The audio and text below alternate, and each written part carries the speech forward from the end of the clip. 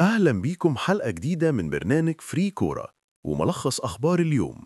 فضلا وليس أمرا، اعمل لايك للفيديو واشترك في القناة عشان يوصلك كل جديد.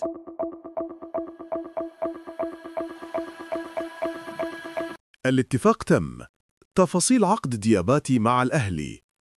الأهلي أنهى كل التفاصيل الخاصة بصفقة المهاجم الإيفواري إبراهيم دياباتي اللي جاي بديل وسام أبو علي. اللاعب حيوقع لمدة 3 سنين بمبلغ وصل ل1,200,000 سنوياً، ومقرر يشارك في تدريبات الفريق بعد السوبر مباشرة. اديها لايك يا جدع، اديها لايك واشترك معانا بقى يا معلم. عبد الحفيظ ولعها نار. الأهلي يخطف صفقة الزمالك ويشعل الانتقالات مبكراً. الأهلي بدأ مفاوضات قوية مع حامد حمدان لاعب بتروجيت علشان يسبق الزمالك في ضمه خلال الانتقالات الشتوية. سيد عبد الحفيظ هو اللي ماسك الملف بنفسه، واللاعب رحب بفكرة الانتقال للمارد الأحمر، لكن لسه مفيش اتفاق نهائي. اديها لايك يا جدع، اديها لايك واشترك معانا بقى يا معلم. بعثة السوبر تسافر بالجميع. الأهلي يصطحب جميع اللاعبين. بعثة المارد الأحمر تطير اليوم إلى دبي.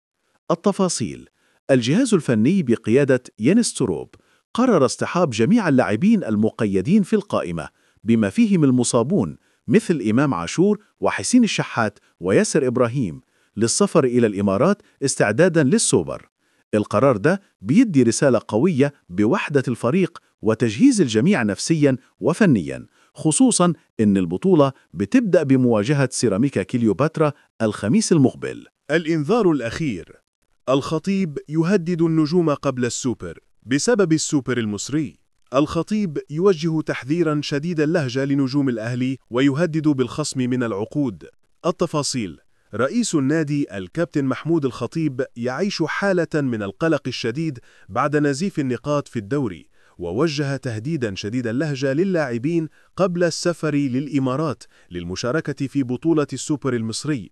المصادر أكدت أن الخطيب لوح بتوقيع عقوبات صارمة قد تصل إلى الخصم من عقود اللاعبين في حال خسارة أي لقب جديد في البطولة، مطالباً بضرورة التتويج بلقب السوبر لتهدئة غضب الجماهير. اديها لايك يا جدع، اديها لايك واشترك معانا بقى يا معلم. قرعة دوري أبطال أفريقيا تضع الأهلي في مجموعة نارية.